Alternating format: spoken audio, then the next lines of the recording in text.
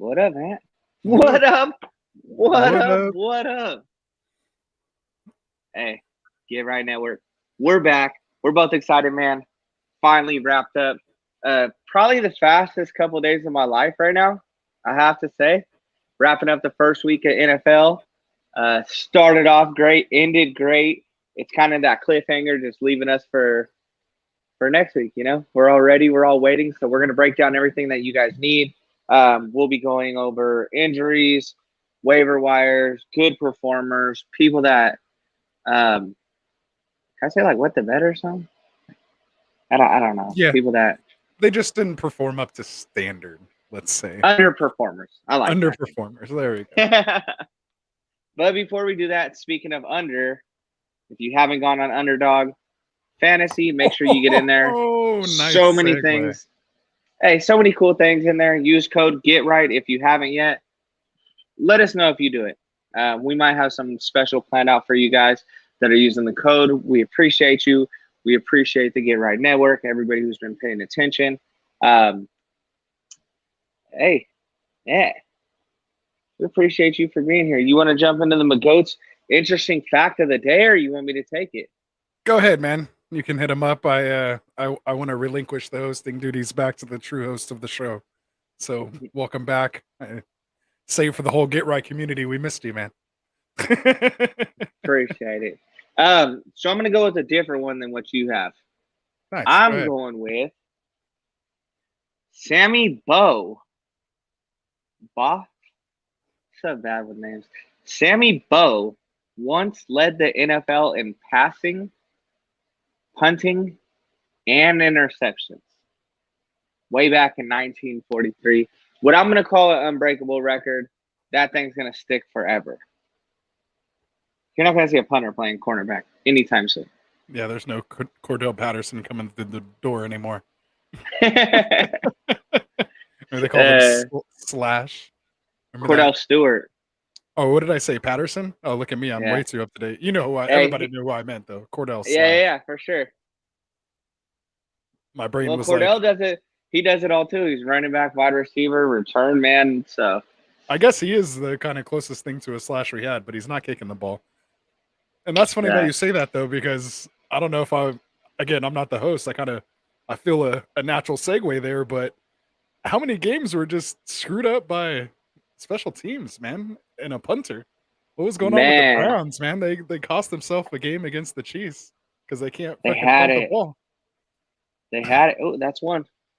Ooh, got me. Ooh, got me. Nice. A punter got me. Look at that. Punter got me. Hey, a lot of them, but there's like some crazy games. Even this game that we just finished. So we're recording right after the Ravens-Raiders game. They had to make an amazing field goal just to even make it into overtime. So I guess on both sides too. Tucker did his thing like he always does. They came back and matched it, and that game was just back and forth the whole time. That's what I'm saying. Yeah. It started with the Cowboys and the Bucks, went to the Raiders and Ravens, and both games were just top notch. And so many in between there were just like, I couldn't believe it. Yeah, great football. I mean, I loved how a lot of the stars came out. Of course, we have some busts, and what would fantasy football week 1 be without, people that don't get the job done, a la the Falcons, a la the Packers, a la the I was going straight to Rodgers. Couldn't put any points on the board, fantasy or in real life. So it was nice to have a couple of those. But other than that, man, I mean, it was some pretty healthy scoring, around the league. So that's great, indication of what's going to happen here in fantasy. Obviously, we know, excuse me, typically the points start to go down, once the weather gets bad and things like that. But that's why you got to soak up these wins early, man, when these guys are performing out their greatest, in great conditions. So yeah, man, some of them. I'm excited. Yeah, and others, they're still on vacation. See, I mean, I don't even think Rodgers isn't even on the first page of the stat sheet. Yeah, like he looked like he missed all the training camp or something. Something like that, right? From his look to his hair to everything, it was just he didn't quite look like himself. Definitely wasn't playing well. I can't remember the last time he actually got benched because they were getting blown out. I've known he got, Yeah. got benched when they're, ahead. But never seeing them get blown out and they take him off the field. I kind of, hit the floor when I Trey saw Lance would have Jordan been Love get in there. Trey Lance would have been a better start than Aaron Rodgers. Seriously, and Who would have Justin seen Fields. that coming? And Justin Fields, they both came in and threw touchdowns. Like Who would have the seen top that 4 coming? quarterbacks threw at least one touchdown. Can't say the same about some of I these don't other think guys. Hey, Fields didn't throw a touchdown. Oh, he ran one in, right? He scored a touchdown. All the rookies scored a touchdown. I thought he threw one in. Hold on. Now you're gonna make me have to go. Let's check. Dim Boys is on here. He'll tell us. What's up, Dim Boys? Dim Boys, let us know who's right. See, now we have this dead air time. 2 for 2 complete. Oh yeah, no touchdowns. You're right. You're right. You're right. He looked like he wanted them to give up on him and trade him. Something like that. Yeah. Oh, see, he ran it in. He ran it in. There it is. Makes sense. I'm looking. Hey, at but I just like the it, passing. and I've seen a lot of that too, which is weird. You see a lot of like 2 quarterback committees being ran now. Yeah. And just like what we thought Jameis and Taysom were going to be doing. Can we? I've never can we talk seen about Jameis? Absolutely. I've never seen anything like that performance. And sorry, guys, I know we're all over the place here, but it was week 1. We're talking quarterbacks, so I'll at least stay within this quarterback realm. But yeah, man, what kind of a stat line is that from Jameis? 5 touchdowns that he had, and less than 200 yards. He threw the ball 20 times. He threw the ball 20 times and scored 5 touchdowns. That's like every 4th throw was for a touchdown. I mean, hey, and he's somebody that you're watching everybody pick up in the waiver wires right now, which I don't blame you. He's rostered in under 44%. Well, I'm in that under 44%, or I am that 44% under. Yeah, I not only rostered him, I had to start him, and I wish I would have started him in another league instead of Fitz. Man, that was terrible. I sat him for Matt Ryan. The Fitz magic is real.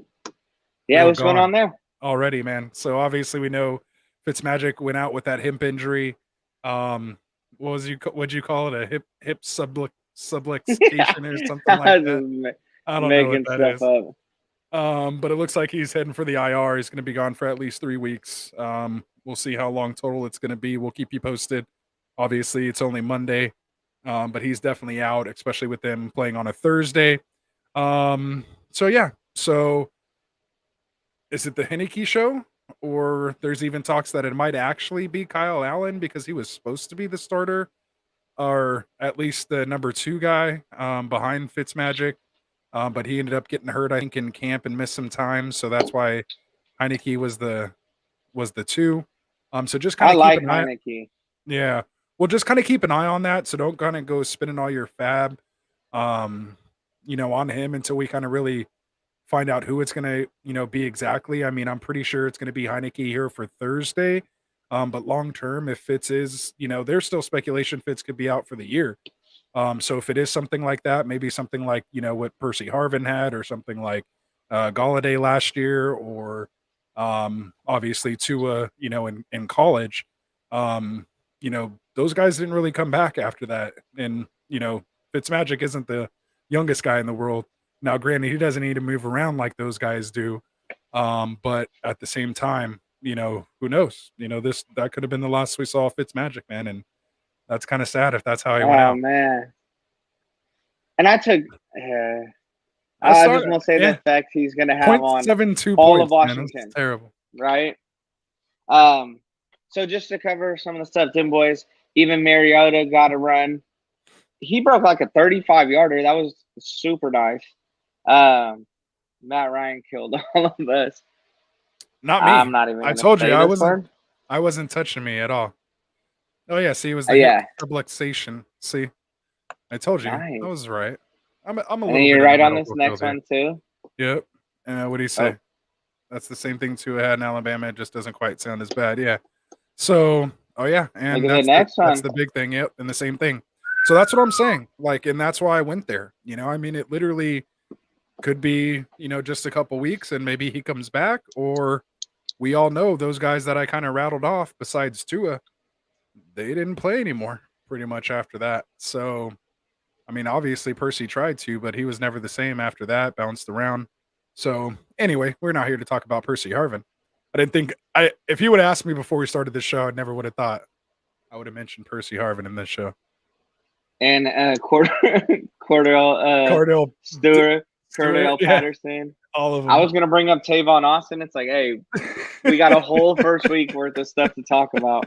And we're talking about guys from like 20 years ago. What's going on? Gotta love it. That's how we do it. So, couple ads. I just want to talk about for the guys that are struggling out there. I know you have a few, but sticking just to quarterbacks. Yeah. So, obviously, we talked about Jameis. Jared Goff is only owned in 7% of leagues, and they look like a whole new team out there. They almost beat the Niners. They almost came back in dramatic fashion at the end. They almost all right, garbage time. The Niners had their shoes taken off on the sideline. They didn't even think they're going to have to play. It was it was 41-17 with 2 minutes left in the game. Like that's the epitome of mailing it in and then going, "Oh no, there's still time left." And then still winning. So it was like, it just shows you kind of how bad Detroit is. So just keep your foot on their throats. If anything, Shanahan, that should just be a reminder. We all know what happened to him in the Super Bowl. We don't have to say that. And I'm not even talking about our Super Bowl. I'm talking about the Falcons Super Bowl. So keep that gas pedal going. Keep the gas pedal. Keep it going. But how do we talk about week one quarterbacks and not mention the GOAT of week one? If I had to give a game ball, I don't know if we're doing this game ball thing. But if I had to give a game ball, man, Dak Prescott, get out of here.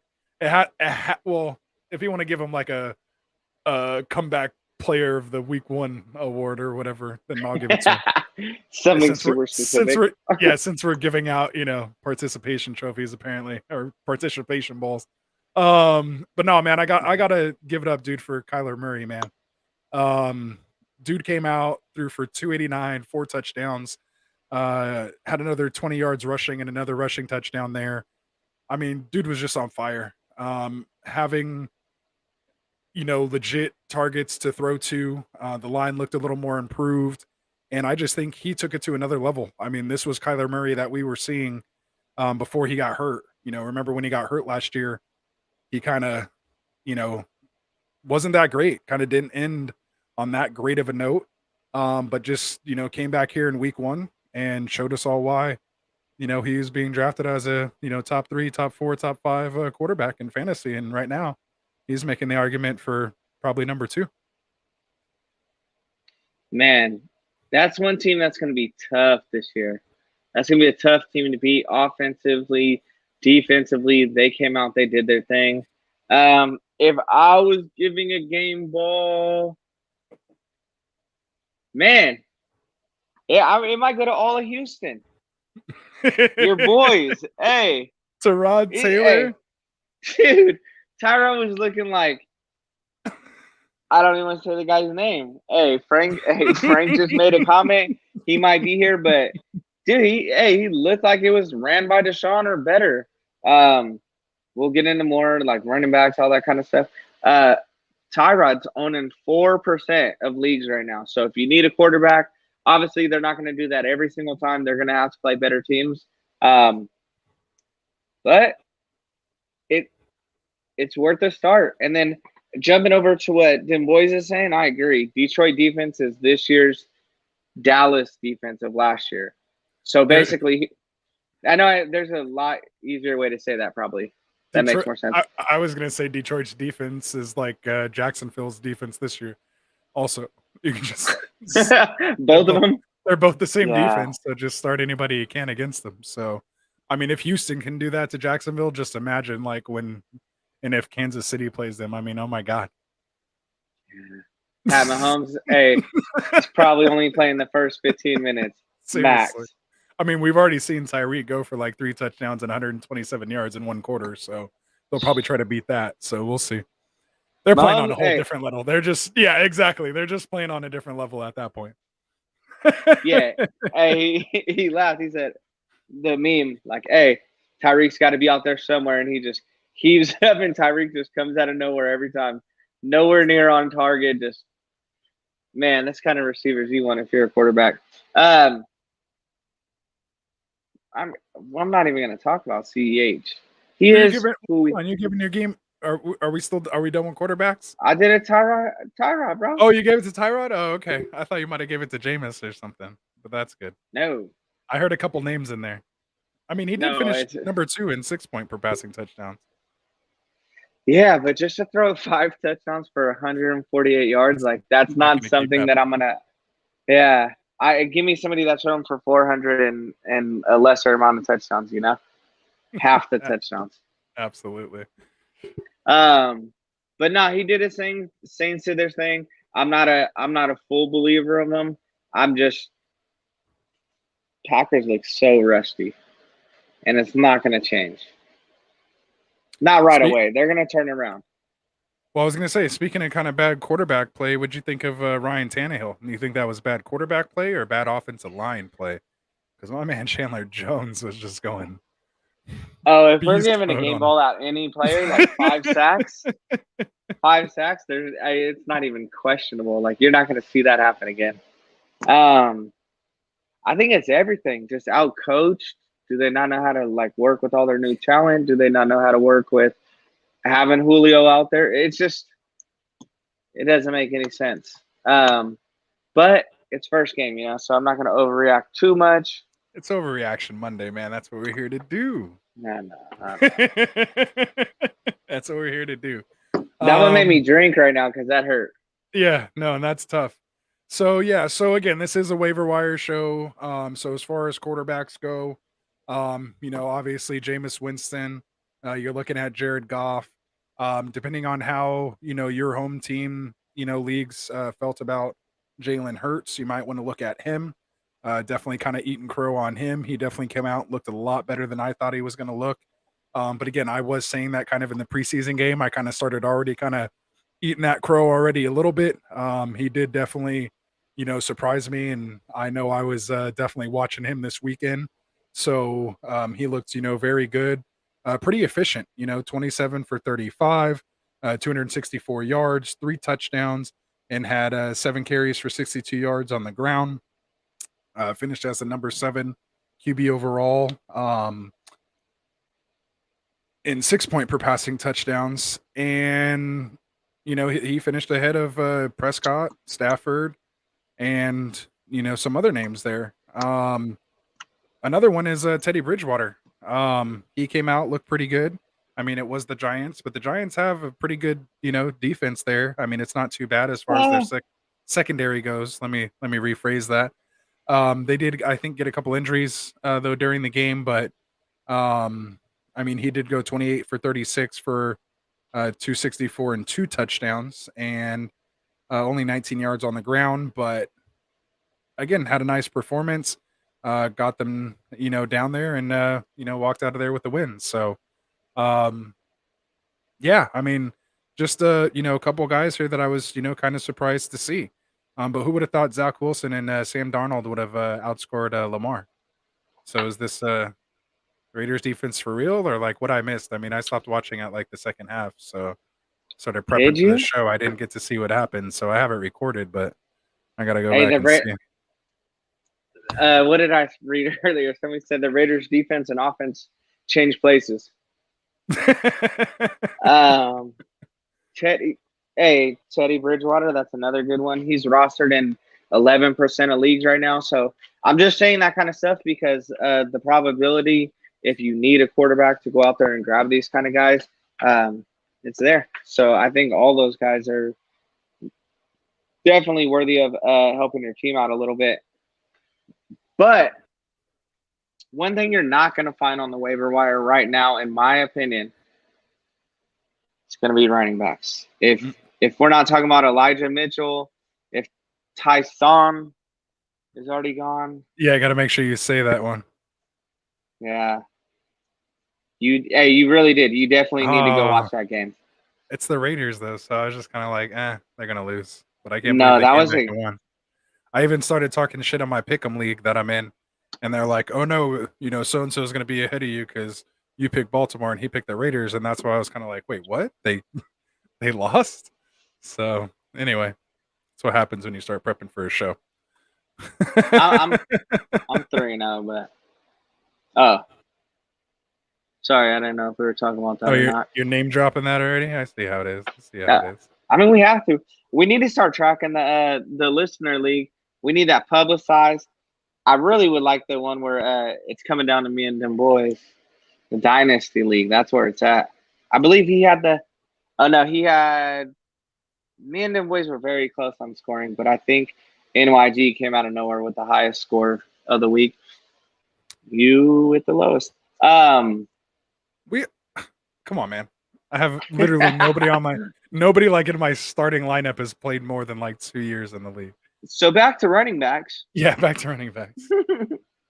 Hey, one thing I thought that was very interesting. Only 5 running backs rush for over 100 yards. And that's just what we're used to nowadays. I'm not trying to pull that. I love that stuff. I'm not trying to go against, like, there was 8 running backs that got over 90 yards.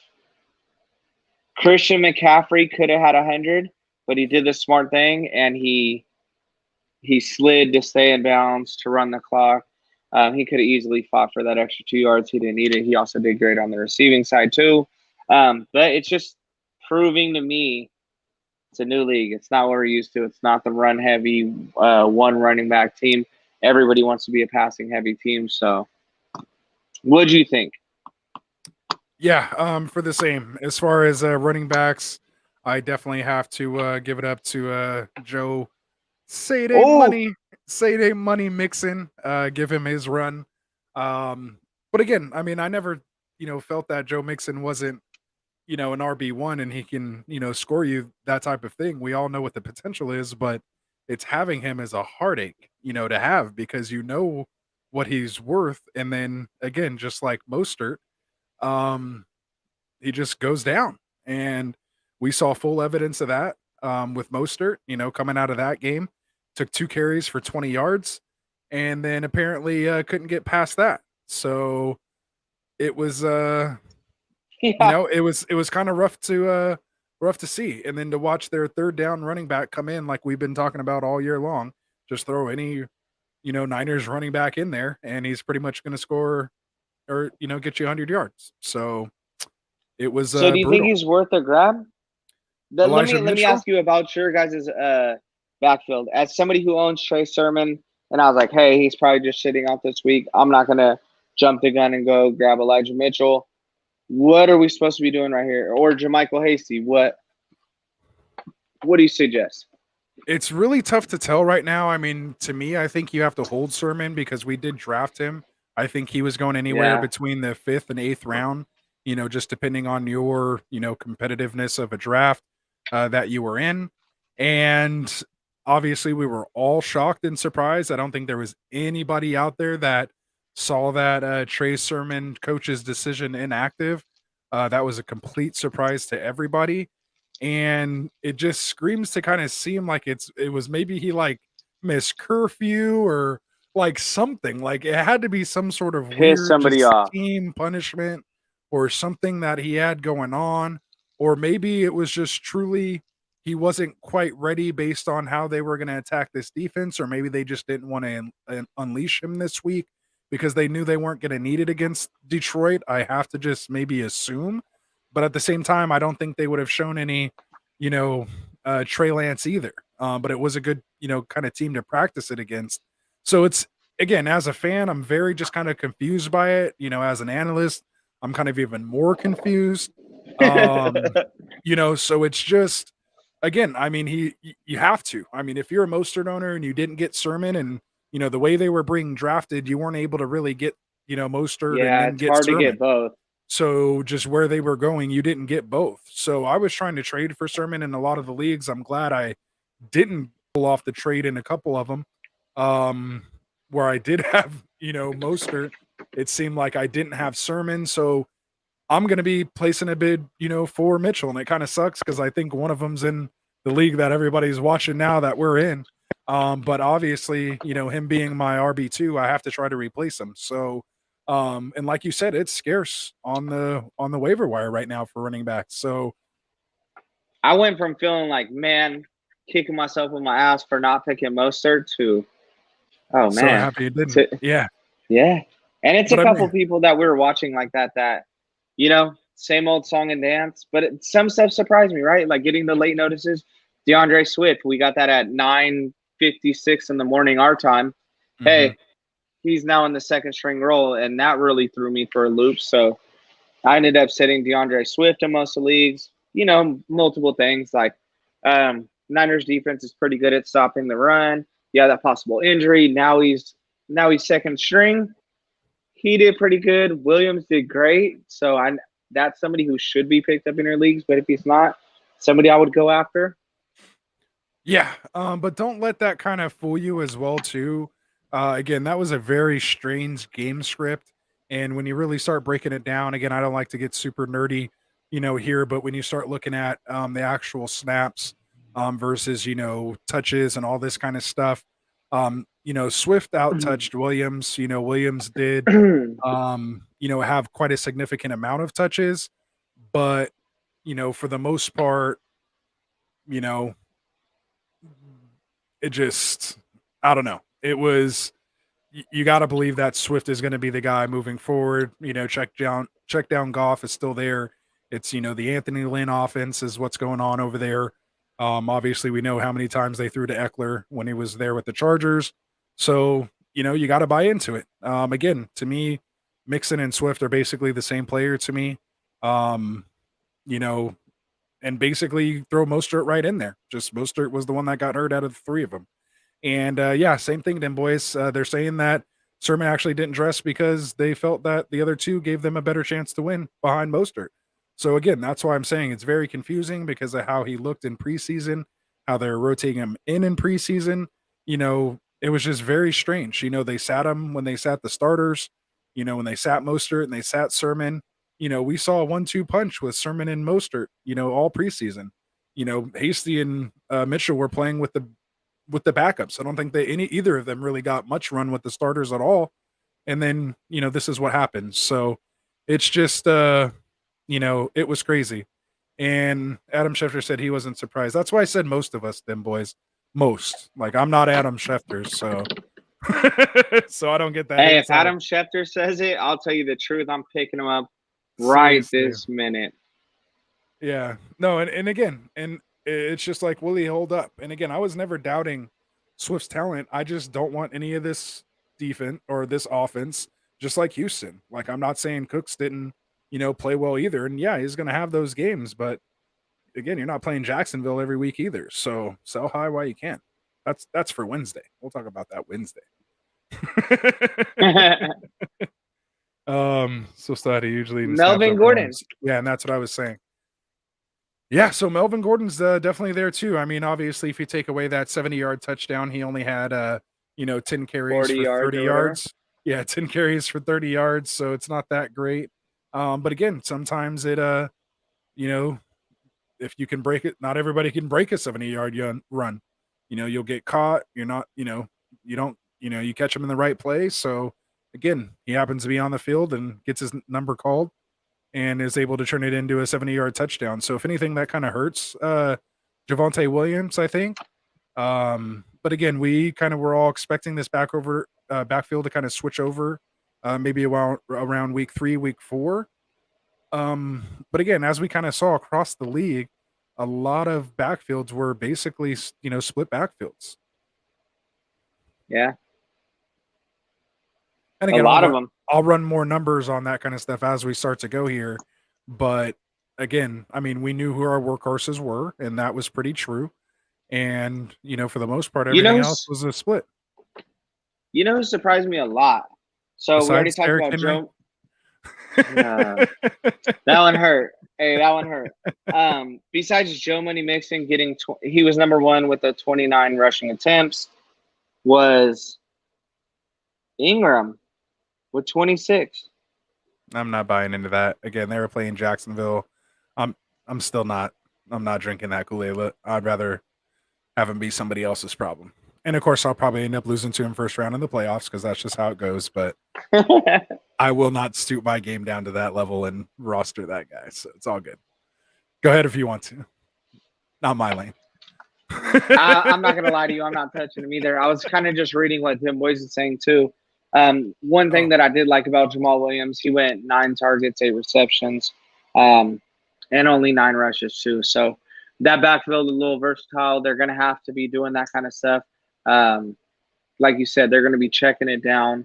They're gonna be needing a touchdown every time that they get on the field. It looks like, because that defense is just gonna be that bad. So. Yeah. I feel a lot of throwing is going to be going on there, but not to beat up on our running backs. I guess the last one that kind of stood out to me, aside from Hines, if we're talking about big number of targets, he got his 8 targets. But Damian Harris, 23 attempts. And I know people said, like, they're going to cut back on him. I personally don't touch New England running backs, but 23 attempts a game, that's kind of what I'm looking for. I mean, that's what we all expected. And, and because of the fumble and him possibly being punished, next game for that and all that, we know Belichick will. And, you just hope he gets back to that role because he's just that much better than the other backs that they have there. But again, there's an old adage, in football, not even just in the NFL, but football in general. Don't let somebody have a chance to take your job. I mean, don't let them. Availability is the greatest ability you can have, and if you're there, that means somebody else isn't there, and you got to do as much as you can to try to keep that position. And he's no way, shape, and form just a overall talent to where they're not going to do that.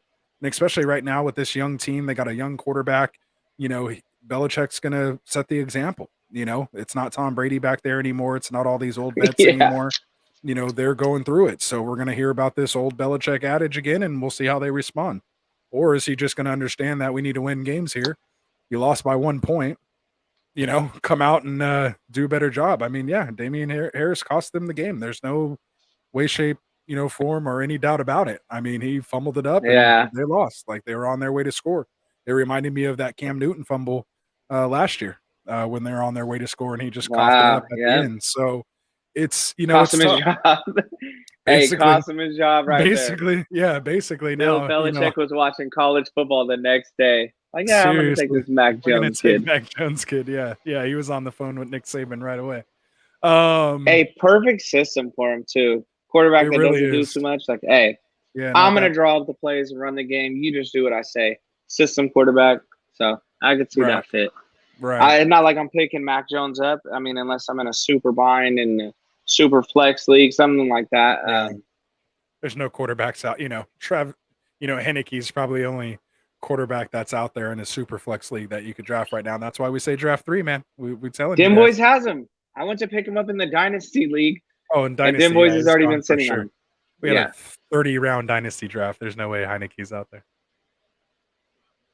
But anyway, no, you tried. Good try.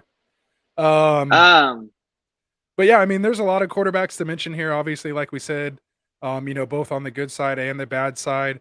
Josh Jacobs kind of did okay just because he had those 2 touchdowns.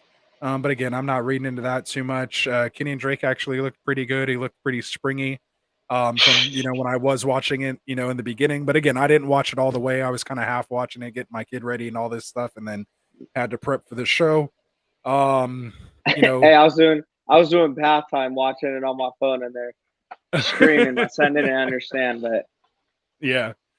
So again, like you said, you mentioned, the Mark Ingrams. I mean, I think Miles Sanders came out and looked pretty good. 15 carries, 74 yards. Didn't score a touchdown. I think he had one called back. Miles Sanders. Oh yeah. Hey, he actually looked pretty good. Yeah, 4.9 average, 4 catches for 39 yards. They did mix it up a little bit over there, but with Kenneth Gainwell, but yeah, but his touches kind of came late. When he scored that touchdown, it was late and kind of out of hand. By that point, it was 32-6, or whatever, 37 or 27, whatever it was. Again, the other team only had 6. So I think that's why he got in there. But that was good that they're just kind of working him in the game and getting him those touches. That means he could be a factor late. So if he is available, if that is a running back that's available in your league, especially in redraft, then I would definitely at least maybe pick him up. He could have some potential standalone value there as a flex moving forward. Just again, they play in the NFC West or East, so there could be some games there where again there's going to be some shootouts and have opportunities in the backfield there for him. I think Chris Carson looked pretty good with 16 carries for 91 yards. I'm never gonna say sit Chris Carson, but it's like, yeah, you want to see a little more on him. Yeah, I mean that was against an Indy defense that's pretty good, very good, pretty good front seven and just good overall. Lockett must not have heard that. I mean, again, I said baby. Their front seven. I said, their back end got torched a little bit there, which was really nice. But again, we know, you could pretty much pencil Lockett in for like a 3-catch, 30-yard performance next week. That's pretty much what he does. It's DK's turn next time. They just rock, paper, scissors. Who's gonna get off every week? Exactly. And DK, his numbers look more respectable at the end of the game, but it was looking pretty grim. Yeah, but even at halftime, I was like, "Did he had a catch?" Yeah, but that's how he kind of is, though. I had him last year, so I remember kind of going through that, and then all of a sudden he'd catch like a 47-yard touchdown just out of nowhere. So it can happen. One of those two that went to Lockett could have easily been DK, and I think they'll try to scheme DK open in more of those type of opportunities. At least they should instead of Lockett. But again, we'll see how they end up drawing it up. To me, sometimes you have to make these number two guys, especially early in the year, you have to almost over target them to get some of that coverage off of your main guy so that you can kind of torch them later in the year with what you really want to do. So again, a lot of this is cat and mouse. Remember these coordinators and stuff are doing this. They're putting stuff on tape. They know everyone's breaking everything down just like us as analysts are. For whatever we're doing, we know the guys that are getting paid millions are breaking this and, down even further than we are. So, there's stuff they have to throw out there just to throw out there. So again, that's why we don't want to completely overreact to what's going on here in week one. But yeah, what'd you think about Gaskins? He was definitely a guy heading into the week, that we were kind of unsure of. Only 9 attempts for 49 yards, but also went 5 for 5 for only 27 yards, but was absolutely worked in, in that passing game. 5 for 5. That's not bad in a PPR. Yeah, and I think that's what we could expect from him. A little more rushing yards, a little more rushing attempts. DK Adams and Pittman in my zombie league, it was rough. That sounds rough. For sure. We're definitely going to start talking about Adams and Pittman here in the wide receivers section, but making sure we kind of cover these guys. Obviously, I just kind of want to put it out there. Buffalo with a surprise inactive with Zach Moss on Sunday. That again kind of was just almost as shocking as the Sermon inactive. Even with that, Singletary still only got 11 yards, but did have 72 yards rushing. 6.5 yard average, and was used in the passing game 3 for 5, but only for 8 yards. So clearly kind of just in a dump off role, not necessarily like, a designed, throws to him. So again, just kind of keep your eyes on that. Probably kind of want to sit those guys. Bills made no sense to me. Yeah. They looked so good in preseason and kind of just came out and shit the bed there. Josh Allen kind of looked terrible as far as everything goes. And I know he probably didn't finish top 10 because to go back to quarterbacks, but had we not cover Josh Allen there in the quarterback session, but that's why, because he definitely had a performance to forget. So it's look at that. Josh Allen behind Zach Wilson, Sam Darnold, and Lamar Jackson. So out of the top 15. Yeah, he finished 21.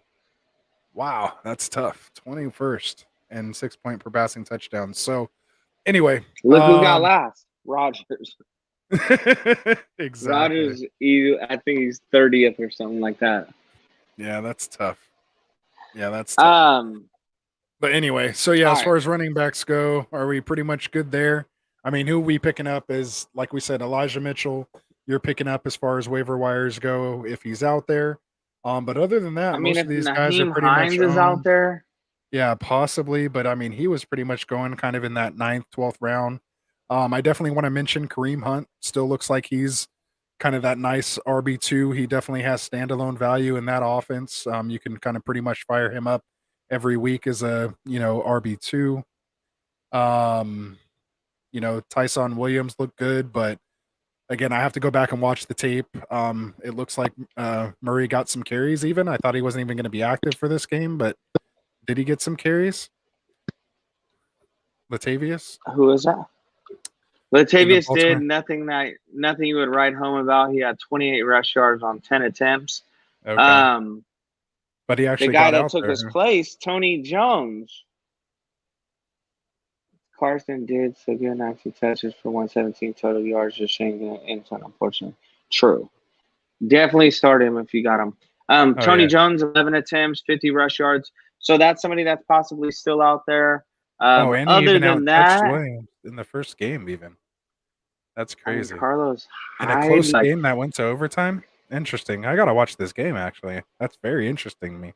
You need it. Just watch from mid-fourth quarter on, and you'll be entertained. Okay. And Murray scored, too? I haven't really broke down that game yet, so I didn't really want to look at the stats because I kind of wanted to watch it, but you guys are all kind of telling me now, so. Man, that's he did get a interesting. touchdown. God, I just wish it wasn't the Raiders. I don't want to go back and watch a Raiders game. I'm not I'll fast forward. You'll love it. If you were in the heat of the moment, hey, you would have been loving it. You would have been the one tweeting oh, it's over for you guys. And he probably would have had to do that 3 or 4 times during the game. And as far as everybody saw, I don't text anything on game day. Very superstitious when it comes to that. So I'll talk all the mess in the world leading up to it and after. But on game day, until it's over, until the fat lady's singing or the skinny or medium-sized lady's singing, my mouth is... You guys already see what the Ross the Reaper does, and that's with my mouth shut. Can you imagine if I actually started saying something? Yeah. I'll start dropping people mid-game. Seriously. Hey, so we were talking about targets, right? So obviously that's going to bring us into our receivers. We haven't got to talk about – there's a lot, So, if we're talking about people that you need to add, that's one thing. If we just want to talk about, who's getting the sheer volume attempts, it's our boy, Mari Cooper. He's up there, 16 targets. Tyreek is Tyreek. We can spend the whole show talking about this this dude. CeeDee Lamb with 15 targets. So obviously the Cowboys were playing the Bucks. They're going to have to throw the ball. And then the rest of them are pretty obvious with Diggs, Godwin with 14 targets. To my guy. Keep going. Get to my guy. There's 2 that really stood out to me here. Cole Beasley with 13 targets. 8 catches in a PPR. I have him in a couple leagues. I like him. He's definitely a guy I tried to target in our mock drafts. I think I got him late in a couple drafts, but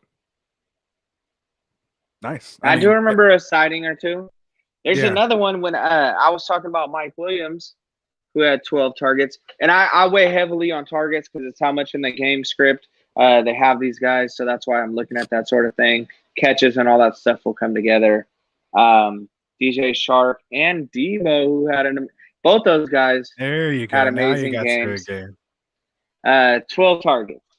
I just want to go back to this Mike Williams thing, man. There were so many plays. I wish we could bring up game film. But there's so many plays that I saw they threw to him, and it looked like he didn't even know what to do. He just missed time jumps, tried to catch the ball, and it just pancaked off his hands. And I'm just like, this is why this guy has so many issues. I mean, with the targets that he had, he should have easily had a day like Debo if he would have actually caught his passes. So just go back and look at those targets, man, especially the one he dropped in the end zone early, coming out of the half, or I think it was right before they went to the half or something like that. It was just, I remember because I was trying to text you about it, you and Mike. I was trying to text you guys and be like, this is why Mike Williams is not Mike Williams. This is why, but hey, but if you give me somebody like that, I guess it's worth noting, and we talked about him. DeAndre Swift did pull through with 11 targets as a running back. You love to see that kind of stuff.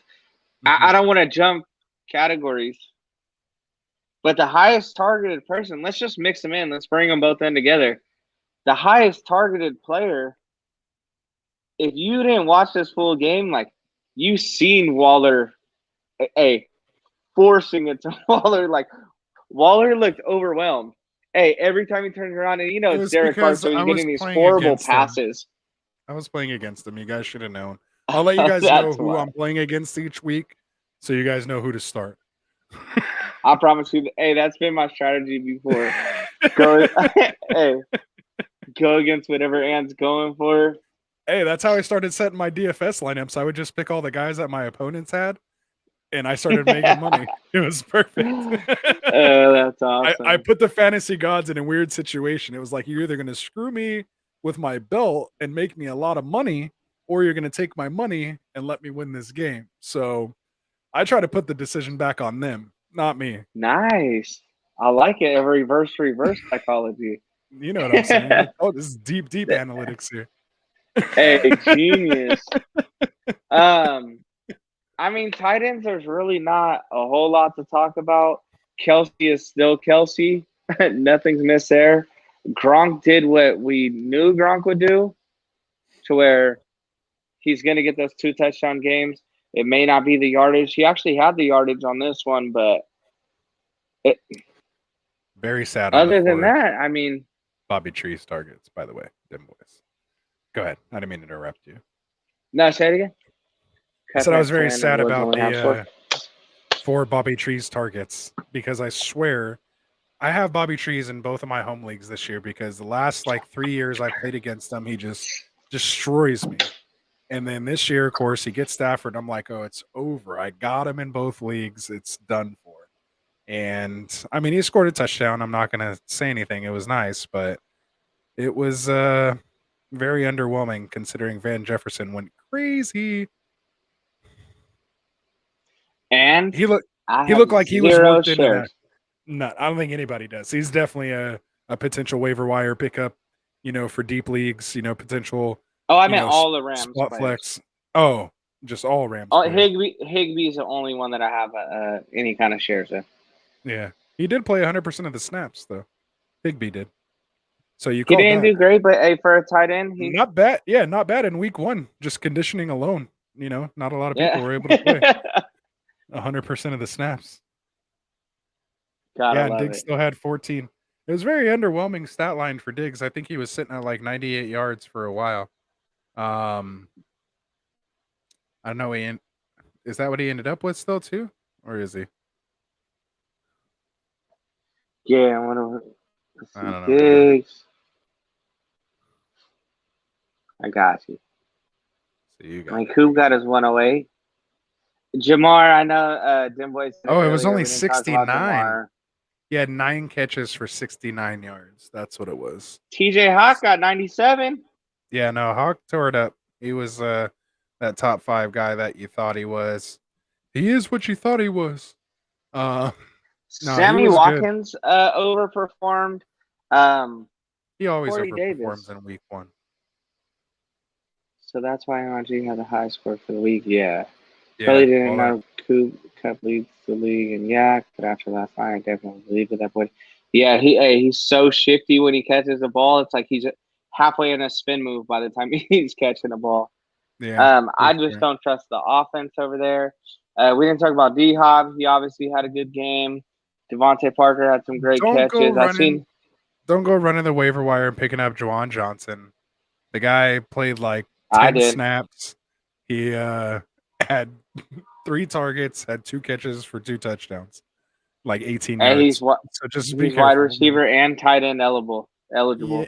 Yeah, in sleeper he is. Just be careful. Don't spend a lot of fab there. Troutman did get 80% of the snaps.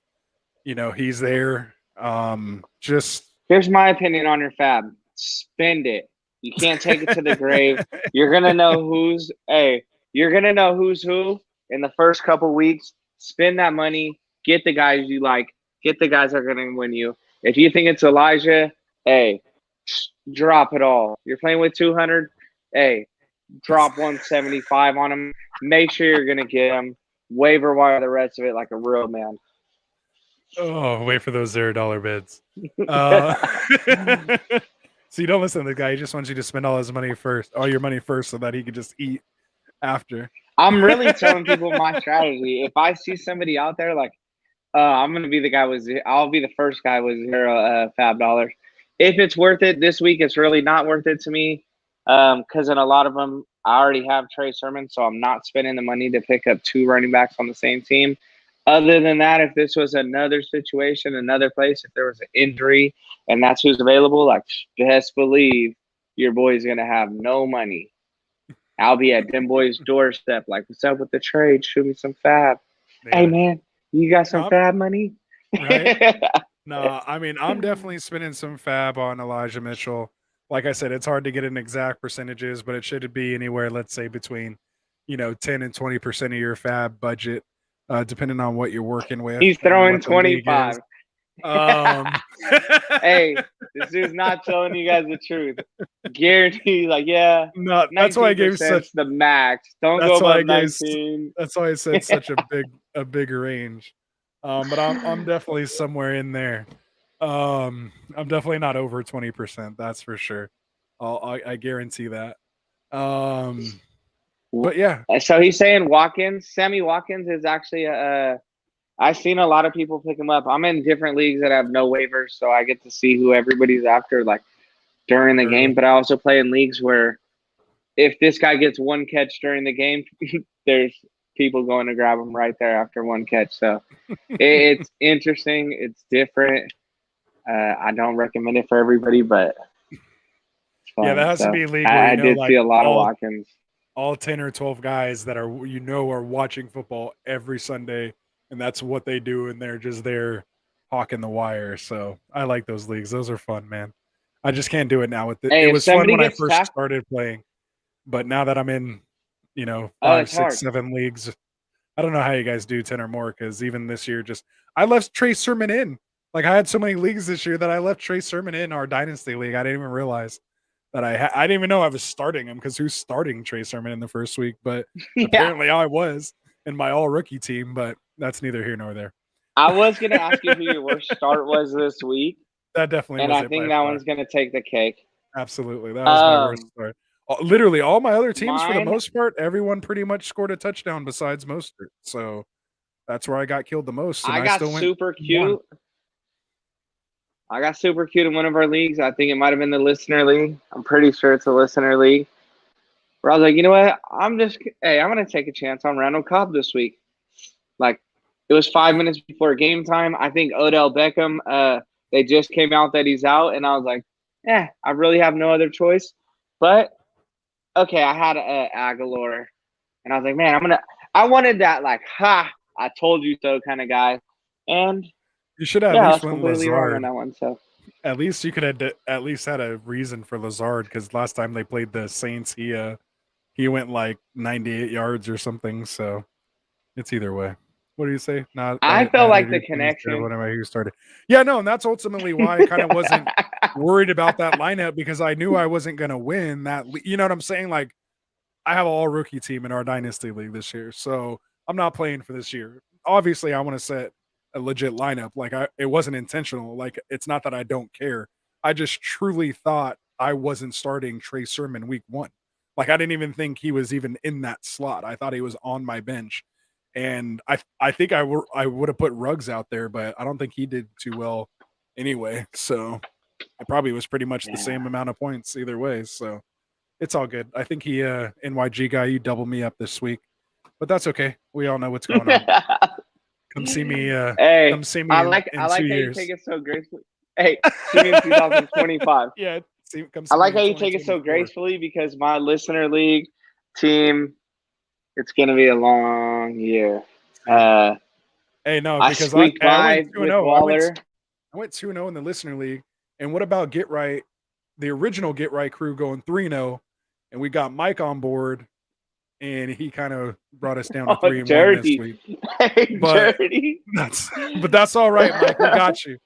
We got you. We'll keep this in a positive record for the Get Right crew. We're just trying to stay above 500. We're just trying to do it, man. We got all you guys gunning for us, but the Get Right crew, man, at least I got my win. and in the Got Left Out listener league. Got left instead of get right. Fantastic name, Jeezy. Shout out for putting that league together. I won my first game there, so I beat Ravery. So shout out. It was a close game. Oh, Ravery. Yeah, Hey, so Ravery got in there. I ate Jeezy up in his best ball league that he threw. Hey, I scored like 300 some points. I told everybody too that they're like, "Oh, we beat you in the best." I was like, "Dude, I'm in like 35 best ball between like sleeper and how many." I realized when Mike said, "Oh, I did 22." Nah, but Jeezy's best ball being on sleeper, that's way different. Yeah, well, and I have a couple of the best ball ones too. We got 20.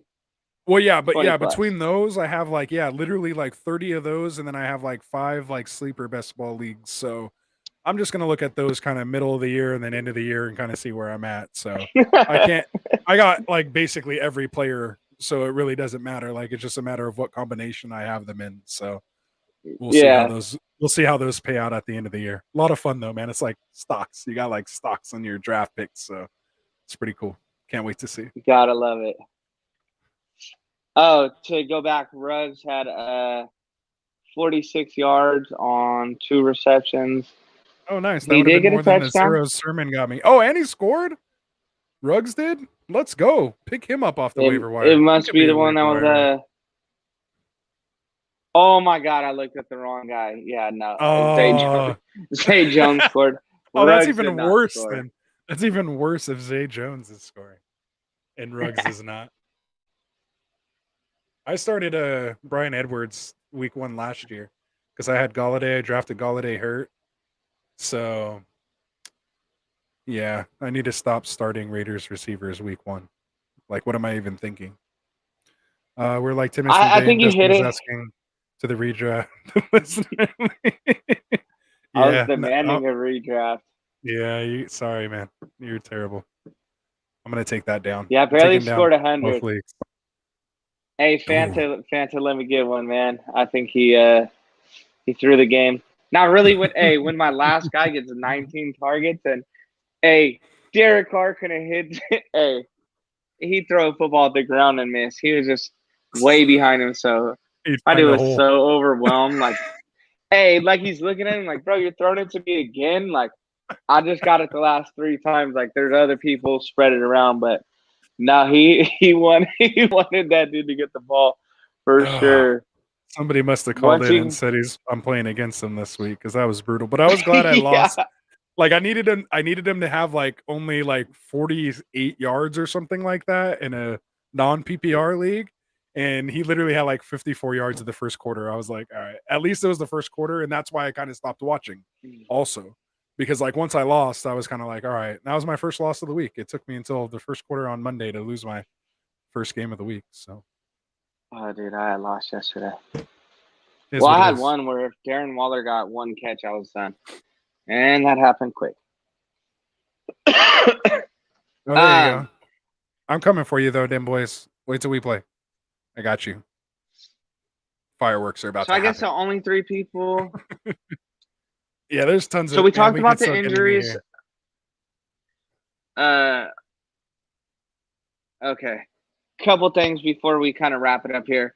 Calvin Ridley, we didn't talk about, underperformed, but that was a product of all of Atlanta because he had some amazing catches to start the game. It looked like he was going to go crazy. Yeah, and I'm not worried about them. So this is what the Falcons do. I've been a Matt Ryan owner for many a year, and finally this year is the first time I took no shares of him, and always wondered why I'd get him at such a value, and now I know why, and I'm just so happy as I was watching that Atlanta game. I literally thought I had him, and I didn't, and I was like, this is amazing. I can just Did you have Rodgers and not be upset. No, I had no Rodgers this year either. I stayed away from all those question mark guys, man. I literally had Kyler Murray, and who's my other quarterback? Oh, Joe Burrow, who's worth a talk about. Big Dick Joe. Yeah, I went QB late. Back. Yeah. Throwing 50 times a game. I wanted to talk about Sutton. So first I was kind of getting into injuries. We talked about Mostert. Yeah, we know Gallup's going to be out for a length of time. If you want to break those down a little more. Do you want to break down Jerry Jeudy and Gallup? Yeah, I was just You're my say, injury man. Oh, okay, cool. the Ross the Reaper, right? I have to talk injuries. Yeah, you're the reason Judy's hurt. It's my segment, exactly. Obviously, I started taking Judy in some best ball. I had to diversify because I had so much Sutton in the beginning. So as we started getting closer to the end of the week, I started pulling a lot of Judy late, or kind of where he was going, and of course that's why he got hurt. Initially, it looked terrible. It looked like the Dak Prescott injury. Honestly, if you guys haven't seen it yet, I'm sure most of you probably have. It looked terrible. I don't know how the X-rays came back negative on that. Must be because he's still a young guy, and that thing just kind of slid out and slid back in. They're calling it a high ankle sprain. I saw his leg completely perpendicular to his ankle joint, so I don't know how it's not broken or ligaments are torn. So I would just kind of keep an eye on it. I wouldn't be surprised if he ends up out, a lot longer. If we're just kind of comparing high ankle sprains, we saw what that high ankle sprain did to McCaffrey last year. Michael Thomas is literally still dealing with it now, and I don't think either one of those is anywhere near what Judy's looked like. So again, I would be looking for other options. Obviously, throw him in your IR if you can. Maybe you can get him back late.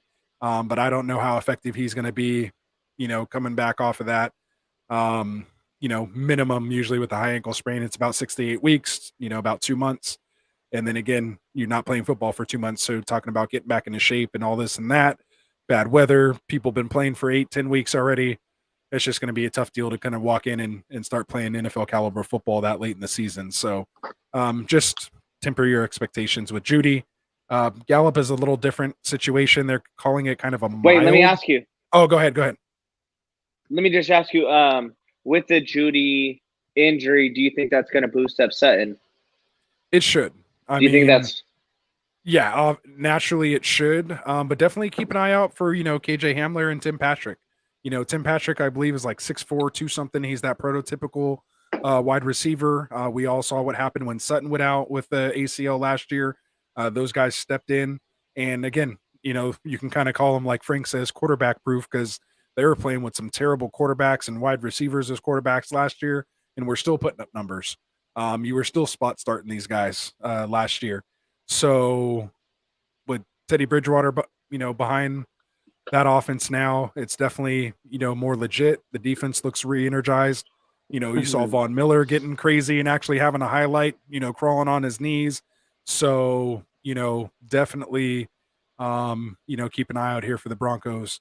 Obviously, they're not winning that division with, the Chiefs there. But, again, they should be able to put up some good fantasy points this year. No, it's not happening.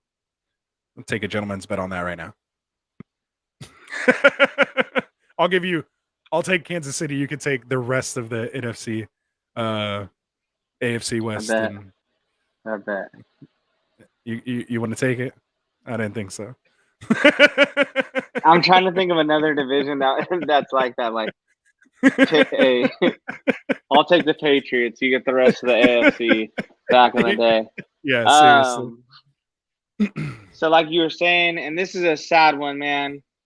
Oh, FF season. What up? What up? Hold on. Where's my cursor here? I got like two Patrick screens. over Hamler. Yeah, I'm gonna put that one up first. But yeah, so like I said, Patrick's that big bodied receiver. Somebody didn't watch the whole game, FF season. We already ruined it. What a hell of a game that was tonight. I haven't seen it, season, so I haven't watched the game yet. I stopped, I believe, at halftime and assumed the Raiders were just going to get schmacked by Baltimore there at the end of the game. But apparently they came back and won in dramatic fashion, so I'm going to have to go check it out. What's up? So we're just going to break down Michael Gallup. Yeah, so very I was going to unfortunate. Yeah, so they're calling it like a mild high ankle sprain with him. They're saying about 4 to 5 weeks for him, considering it's mild. He's not getting that 6 to 8 week designation. We'll see what ends up happening, but definitely throw him on your IR. He officially went on IR today, and I believe it says like 4 to 5 weeks. So again, just throw him in your IR spot. And if he's not owned in your league, go pick him up. Beat the waiver wire. Spin fab on him now. Maybe people will be kind of deterred. So I'd kind of let waivers process. I mean, if you want to throw some fab out there, maybe you can, but I would kind of wait and see, if he doesn't pass that You want to waiver throw a wire thing. dollar out there? I mean, you You can. let somebody I'm just just saying, $0 him? but that's what I'm saying is you might be able to get away with it, especially in some of the, not as competitive leagues. Most people aren't into spending money on injured guys, especially ones going on IR, that are going to be out for 4 to 5 weeks. I'm just saying though, dude had like what 6-7 targets it seemed like in the first drive. I mean, he was definitely part of that game plan. So I think he's worth an ad if you're hurting at receiver, have some question marks there. If you went RB heavy, go get that guy, especially if people drop him right now. The rule book says that he has to sit out until week 5. Obviously, it's going to be Cedric Wilson who takes his place. I know we made another signing, but I wouldn't rush out to get Cedric Wilson either. But Dak did love him some Gallup in there. Very sad. I think we kind of covered. So we covered Judy, Gallup, Mostert. Those are really the big injuries. Fitzpatrick, obviously. Some minor not too stuff much out more there. than that. I would. No, Josh Jacobs. We don't even want to speculate, but I'm curious to see when they let that news out. Was it like a toe or something? I don't know. Ryan M. Hick had I about his it was infection. Ryan. Oh, okay. Yeah, I know what you're talking about now. Hey, I was talking about his act. Yeah, I heard what you were talking about in the actual. I thought you were talking about the actual game because I did see part of it where he was kind of on the sideline, kind of limping or grimacing, showing he was in some pain. And I don't know if they were talking about turf toe or something. I was, like I said, with my kid and stuff like that. So I just kind of remember seeing that and going, yeah, I'm glad I didn't touch any of him. So, but again, he ends up with 2 touchdowns. So again, I'm glad you guys got it. Tell me I told you so. I'll see you in the playoffs. Other just minor stuff, just to kind of depending throw it out what there. league we're talking about. Yeah, exactly. Depending on just minor stuff. Antonio Gibson, Washington football team running back. He technically would have been limited today in practice since they play on Thursday. He's listed with the shoulder injury. Didn't really stop him. Still had 21 carries. Was worked in the passing game there. Way out snapped and out. Was out targeted. J.D. McKissick. So it doesn't look like there's any. Looks like he's a true feature back there. Obviously, it was just kind of a weird game script with Fitz going down. I got to go back and watch that game again more. But once Fitz kind of happened there, I didn't really expect too much there. But now that he's gone, I would expect them to lean on Gibson even more. So, definitely keep an eye on him. Maybe if you can target him, he would be kind of a nice buy there. But that's for next show. I think Dallas will go more 12 personnel rather than 3 wide receivers. So I think Jarwin and Schultz get more of a bump rather than Wilson become relevant. Yes, I kind of agree with that as well too, and I'm glad you mentioned that because I did want to mention Schultz. Looks like he actually started over Jarwin, and kind of outproduced him as well. So I don't know if that's just because they're kind of working Jarwin back in, or if this is truly what they're looking to have. It does kind of make sense with Zach Martin being out, why they would run that 12 personnel, just to have that extra blocker in there, especially to have a little more protection for Dak as well. So I'm going to have to look out at, as far as snaps and routes run and, things like that to find out. But again, obviously we know that passing game's fine and, that you're going to get a couple catches and a couple targets. It's just a matter of if they'll get in the end zone or not. So I'd stream, either I feel comfortable kind of streaming either one of those guys if you're in that situation. So more so Schultz over Jarwin at this point, and I would have said the opposite. So, and Martin saying that, or them boys is saying Zach Martin's back now, so coming back from COVID. So definitely keep an eye there, and we'll get into Wednesday more about our, buy, sell, trade, drop, all that stuff. But yeah, he's saying Gibson saying Cowboys to the bowl, baby. I'm gonna end like that. Yikes! I had to. I've been holding that in all show, man. We look the best out of the whole NFL. Yeah, the best loser. That's great. Hey, hit the exit. No, I'm just kidding. Thanks, everybody, for tuning in. Again, if you guys have questions and stuff, we would love to kind of incorporate that into the show. One more time, if you haven't used code GETRIGHT, and you can, make sure that you guys do that on Underdog Fantasy. There's cool stuff. We want to play some of these things with you guys. So, man, if you don't have anything else, you can roll your sleeves down. That's it. Show's over, man. Go Cowboys. I'm out, man. We stayed on time. We could obviously talk about a lot more stuff, but go Niners, and we'll see you guys Wednesday. That was your first on-air admission, I think. Of what? We know you're a Niner fan, but the first time you don't even sound believable. Oh, dude, like I said, it's a whole fantasy god, and you gotta be in tune with what's going on. All right, guys. All right, guys. All right, then, boys. See you.